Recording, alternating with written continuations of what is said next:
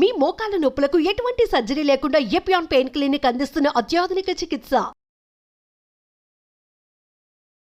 మెట్లు ఎక్కటము దిగటము సబ్జెక్ట్ కూడా కొంతమంది డాక్టర్స్ కొన్ని స్పెషలైజ్ చేసిన వాళ్ళేమో మెట్లు ఎక్కడని అంటున్నారు. అవును, ఆర్థోపెడిక్స్ వెళ్ళేమో అసలు దాన్ని అవాయిడ్ చేసేయమంట పూర్తిగా రివర్స్. సో అవాయిడ్ ఏ పనైనా సరే పూర్తిగా అవాయిడ్ చేయడం అనేది ఎప్పుడు మన బాడీకి మంచిది కాదు సార్. ఎందుకంటే మన బాడీ ఎందుకు సృష్టించబడింది, దేవుడు ఎందుకు చేశాడు.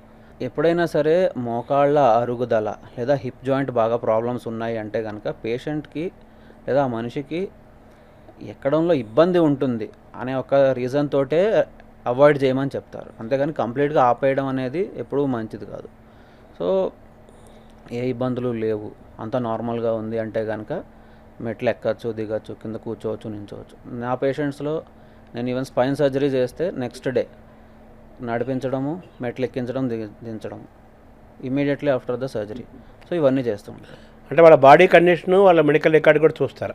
డెఫినెట్లీ అంతే కదా, దాన్ని బట్టే మనం డెసిషన్ తీసుకుంటాం. ఈ బోన్స్ యొక్క స్ట్రెంగ్త్ను పెంచుకోవడం చాలా ఇంపార్టెంట్ అంటారు కదా. అవునండి, బోన్ స్ట్రెంగ్త్ను మనం పెంచుకోవాలంటే ఆహారం తీసుకోవడంలో కానీ వ్యాయామం వాటిలో కానీ వాటిని ఏం సజెస్ట్ చేస్తారు మీరు? బోన్ స్ట్రెంగ్త్ రెండు రకాలుగానండి. ఫస్ట్ థింగ్ మీరు చెప్పినట్టు diet, second thing exercise. So డయట్లో ఎప్పుడైనా సరే హై ప్రోటీన్ డయట్ అనేది ఎప్పుడైనా సరే బోన్ స్ట్రెంగ్త్ కోసం ఇంపార్టెంట్. దాంతోపాటు మెనోపాజ్ అయిపోయిన లేడీస్ కానీ బాగా ఎల్డర్లీ 70-80 ఇయర్స్ దాటిన జెంట్స్ అయినా కూడా వీళ్ళకి కాల్షియం సప్లిమెంటేషన్ అనేది చాలా అవసరం. సో డయట్లో ఇవి రెండు, అండ్ కాల్షియం ఎక్కువగా ఉండే ఆహార పదార్థాలు, పాలు, ఎగ్ లేదా కాల్షియం సప్లిమెంట్స్, వీటన్నిటితోటి మన కాల్షియం సప్లిమెంట్ అనేది బాడీకి వస్తుంది.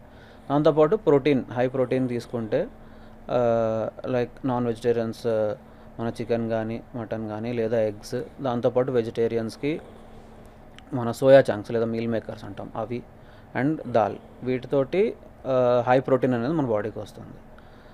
దీంతోపాటు ఎక్సర్సైజ్, ఎప్పుడైనా సరే వెయిట్ బేరింగ్ ఎక్సర్సైజ్ అంటాం. మన శరీరం బరువు అంతా బోన్స్ మీద పడి ఆ బరువు పడడం అనేది కొంత ప్రొలాంగ్డ్గా 45 మినిట్స్ లేదా 1 అవర్ పాటు కంటిన్యూస్గా అలాంటి ఎక్సర్సైజెస్ చేస్తే కనుక, వెయిట్ ట్రైనింగ్ చేస్తే కనుక అప్పుడు ఎముకల డెన్సిటీ, బోన్ స్ట్రెంగ్త్ అనేది పెరుగుతుంది.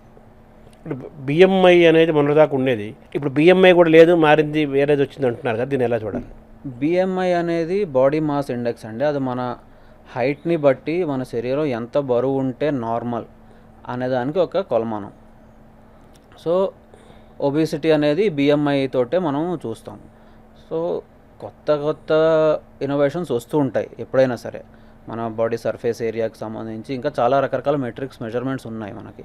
కానీ బిఎంఐ అనేది అన్నిటికంటే ఈజీగా ఎక్కడైనా సరే మనం కోల్చుకోగలిగిన ఒక టూల్. సో మన క్లినిక్లో హైట్ మెజర్ చేసుకుంటాం, వేయింగ్ మెషిన్ ఎలాగో ఉంటుంది, ఇంట్లోనే ఉంటుంది. సో మన బిఎంఐ అనేది అన్నిటికంటే ఈజీగా చేసుకోగలిగింది కాబట్టి ఇది ఇప్పుడే కాదు ఎప్పటికైనా సరే యూజ్లో ఖచ్చితంగా ఉంటుంది. మన ఫిట్నెస్లో భాగంగా లెగ్స్ బాగా స్ట్రాంగ్గా ఉండాలంటారు, ఎక్కువ లెగ్స్ గురించి చెప్తారు. అవును సార్. అలా హ్యాండ్స్ ఎలాగో ఇంపార్టెంట్ మూమెంట్స్, మన యాక్షన్స్ ఉంటాయి కాబట్టి. సో లెగ్స్ని స్ట్రాంగ్గా చేసుకోవాలంటే ఎలా చేయాలి, ఏం చేయాలి? మన ఏజ్ని బట్టి, మనకు ఉండే వేరే మెడికల్ కండిషన్స్ని బట్టి ఈ మన ఎక్సర్సైజెస్ ఉంటాయి సార్. సో లెగ్స్కి మొక్కల నొప్పులు అవి ఏం లేవు, రిలేటివ్లీ యంగ్గా ఉన్నారు అంటే కనుక మనకి స్క్వాట్స్ అండ్ జిమ్లో డిఫరెంట్ వెయిట్ ఎక్సర్సైజెస్ ఉంటాయి. సో వీటితోటి మనకి ఏంటంటే ఏ ఎక్విప్మెంట్ లేకుండా మనకి ఇంట్లోనే చేసుకోవాలంటే కనుక స్క్వాట్స్ అండ్ స్కిప్పింగ్ అనేవి లెగ్స్కి చాలా ఈజీగా వచ్చే ఇవ్వండి. తర్వాత ఈ వెయిట్ లిఫ్టింగ్ కూడా ఉంటుంది కదా ఎక్సర్సైజ్ బాడీ బిల్డింగ్లో. అవును. ఈ బాడీ బిల్డింగ్, వెయిట్ లిఫ్ట్లు కూడా బాడీ బిల్డింగ్లో భాగమే కదా. ఆ బాడీ బిల్డింగ్ చేసుకుంటూ శరీరం పైన ఎటువంటి తర్వాత సైడ్ ఎఫెక్ట్స్, భవిష్యత్తులో ఇబ్బందులు లేకుండా ఉండాలంటే దాన్ని రెండింటిని ఎలా బ్యాలెన్స్ చేసుకోవాలి? సో వెయిట్ ట్రైనింగ్ అనేది ఎప్పుడైనా సరే ఒక సూపర్విజన్లో తీసుకోవాలి సార్. బాగా ట్రైన్డ్ మన జిమ్ ఇన్స్ట్రక్టర్ ఉంటే తప్ప మనమే వెయిట్స్ ట్రైనింగ్ చేసుకోవడం అనేది ఎప్పుడైనా సరే బాడీ ఇంజురీస్ కాజ్ చేస్తాయి. సో మనకి ఏంటంటే ఆ వెయిట్స్ డైరెక్ట్గా మన బాడీ మీద పడి ఇంజరీ కాజ్ చేయడం కానీ, లేదంటే అబ్నార్మల్గా వెయిట్ డిస్ట్రిబ్యూషన్ లేకపోవడం వల్ల టెండన్ ఇంజరీస్, లిగమెంట్ ఇంజరీస్ అంటాం, ఇలాంటివి అవ్వడం ఎప్పుడైనా సరే ట్రైనర్ లేకుండా మనకి కరెక్ట్గా చేస్తున్నామో లేదో చెప్పేవాళ్ళు లేకపోవడం వల్ల కామన్గా జరిగే ఇంజరీస్. కాబట్టి ఎప్పుడైనా సరే ట్రైనర్ తోటి, ఇన్స్ట్రక్టర్ దగ్గర జాగ్రత్తగా ఉండి కరెక్ట్గా నేర్చుకోవాలి. రెండోది గ్రాడ్యువల్గా ఇంక్రీజ్ చేయాలి. మనం వెళ్ళి ఫస్ట్ డేనే నేను 50 కిలోస్ డంబెల్స్ వేస్తున్నాను లేదా మొత్తం 50 కిలోస్ బెంచ్ ప్రెస్ చేస్తానంటే కుదరదు. ఎప్పుడైనా సరే ఫస్ట్ వార్మప్, తర్వాత ఇనీషియల్ డేస్ మొత్తం స్టార్ట్ చేసినప్పుడు తక్కువ వెయిట్ ట్రైనింగ్ తక్కువతో స్టార్ట్ చేసుకొని గ్రాడ్యువల్గా ఇంక్రీజ్ చేసుకోవాలి. సో మన బాడీ కొద్దిగా అలవాటు పడే కొద్దీ దానికి కొంచెం ఎక్కువ వెయిట్ ఇస్తూ ఉండాలి, అంతేగాని ఒక్కసారిగా ఇవ్వకూడదు.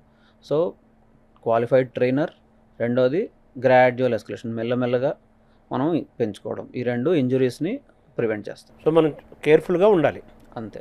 ఇప్పుడు నీ రీప్లేస్మెంట్ వచ్చాయి, అవును సార్. అలాగే మీరు చెప్పిన వెనక స్పైనల్ కార్డ్ ఆపరేషన్స్ వస్తున్నాయి, సర్జరీస్ పెరుగుతున్నాయి, సర్జరీలు చేసుకునే వాళ్ళ సంఖ్య కూడా పెరుగుతోంది. అవును సార్. కొంతమంది ఏమో ఆపరేషన్ ఫెయిల్ అయ్యని కొంతమంది అంటున్నారు. అవును. ఈ ఫెయిల్యూర్ అండ్ సక్సెస్ ఆపరేషన్స్ ఎలా చూడాలి, దాని శాతం ఎలా ఉంటుంది? సో స్పైన్ గురించి మనం మాట్లాడితే, స్పైన్ కండిషన్స్లో మామూలుగా ఎక్కువ మందికి అంటే ఫ్రాక్చర్స్ తప్పించి మిగిలిన వాటిలో ఎక్కువ కండిషన్స్లో సర్జరీ చేయాల్సిన అవసరం ఉండదు. అయినా కూడా ఈ మధ్య మనకి అవేర్నెస్ పెరగడము, డాక్టర్స్ అవైలబిలిటీ ఎక్కువ ఉండడం వల్ల ఏంటంటే నెంబర్ ఆఫ్ సర్జరీస్ డెఫినెట్లీ పెరిగాయి. చాలామందికి ఏంటంటే ముందు సర్జరీ అవసరం ఉన్నా కూడా వాళ్ళు వెళ్ళేవాళ్ళు కాదు, చూపించుకునేవాళ్ళు కాదు. ఇప్పుడు ఆ పరిస్థితి లేదు. సో అవైలబిలిటీ ఎక్కువ ఉండడం వల్ల సర్జరీస్ చేయించుకుంటున్నారు. సో సర్జరీ చేసిన తర్వాత ట్రైన్డ్ స్పెషలిస్ట్ దగ్గరికి వెళ్ళి కరెక్ట్గా చేయించుకుంటే యూజువల్లీ కాంప్లికేషన్ రేట్ అంటాం, సక్సెస్ ఫెయిల్యూర్ అనే దానికంటే కాంప్లికేషన్ రేట్ ఇది లెస్ దెన్ 5% సార్, ఎలాంటి సర్జరీ అయినా కూడా. కానీ కొంచెం కాంప్లికేటెడ్ సర్జరీస్ ఉంటాయి స్పైన్లో, అంటే చూసి మనం స్కోలియోసిస్ అంటాం, అంటే స్పైన్ వంగి ఉండడం. ఇలాంటి వాటిలో ఏంటంటే కొద్దిగా ఒక 2 to 3% ఇంకా ఎక్కువ ఉండొచ్చు. కాంప్లికేషన్ అంటే చిన్నదవ్వచ్చు, పెద్దదవ్వచ్చు. పెయిన్ కోసం ఆపరేషన్ చేస్తే పెయిన్ తగ్గకపోవడం, లేదా ఆపరేషన్ చేసిన చోట ఇన్ఫెక్షన్ రావడం, ఇంప్లాంట్స్ పెడితే ఇంప్లాంట్స్ బయటకు రావడం లేదా విరగడం, ఇలాంటివి కొన్నిటిని కాంప్లికేషన్స్ అంటాం. సో ఫెయిల్యూర్ అనేది పేషెంట్ యొక్క ఎక్స్పీరియన్స్ని బట్టి ఉంటుంది. మాకు పెయిన్ కోసం చేస్తే పెయిన్ తగ్గలేదు అనుకోండి, ఇట్ ఈస్ అ ఫెయిల్యూర్. కానీ అలాంటి పర్సంటేజ్ అనేది చాలా తక్కువ ఉంటుంది సార్, యూజువల్గా లెస్ దెన్ 5% అని మనం అనుకోవచ్చు డెఫినెట్లీ. ఏ ఏజ్ వాళ్ళకి సజెస్ట్ చేస్తారు మీరు స్పైనల్ కార్డు కానీ నీ పైన ఆపరేషన్ సర్జరీస్? నీ రీప్లేస్మెంట్ అనేది కండిషన్ని బట్టండి. నార్మల్గా అరగడం అంటే ఆస్టియో ఆర్థరైటిస్ అంటాం, యూజువల్గా 60-65 దాటినప్పుడు వస్తుంది. సో ఇదేంటంటే పేషెంట్స్ అన్నిట్లో మళ్ళీ గ్రేడ్స్ ఉంటాయి, 1, 2, 3, 4 స్టేజెస్ ఉంటాయి క్లాసిఫికేషన్ని బట్టి. సో యూజువల్గా ఫస్ట్ గ్రేడ్, సెకండ్ గ్రేడ్లో అయితే పేషెంట్స్కి చెప్పేది కుదిరినన్నాళ్ళు మీరు దీంతో మేనేజ్ చేయండి, లేదా అస్సలు పెయిన్ తట్టుకోలేకుండా ఉన్నామంటే then we can go in for surgery at any age. కొంతమంది ఏమవుతుందంటే రుమటాయిడ్ ఆర్థరైటిస్ అంటాం, వీళ్ళేంటంటే కీళ్ళవాతం. దీంట్లో 40-45 ఇయర్స్కే కంప్లీట్గా అరిగిపోయి పేషెంట్స్ నడవలేని స్థితికి వస్తారు. అలాంటప్పుడు ఖచ్చితంగా ఆ ఏజ్లోనే ఆపరేషన్ చేయాల్సి వస్తుంది. కానీ యూజువల్గా సింపుల్ ఆస్టియో ఆర్థరైటిస్ అరుగుదల, దీనివల్ల అబౌవ్ 60 ఇయర్సే ప్రిఫర్ చేస్తాం. స్పైన్ అనేది spine surgery as young as 5 years 6 years నుంచి కూడా స్టార్ట్ చేసి పేషెంట్ హెల్త్ సహకరించి అనస్థీషియాకి బాడీ తట్టుకుంటే 95 years దాకా కూడా సర్జరీస్ చేశాం.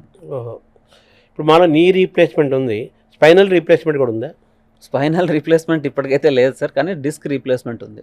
సో మన సర్వైకల్ స్పైన్లో కానీ లంబార్ స్పైన్లో కానీ పాడైన డిస్క్ ప్లేస్లో ఆర్టిఫిషియల్ డిస్క్ రీప్లేస్మెంట్ ఉంది. ఇప్పుడు స్పైనల్ రీప్లేస్మెంట్ కూడా వచ్చే అవకాశాలు ఉన్నాయా? రీసెర్చ్ జరుగుతుందా?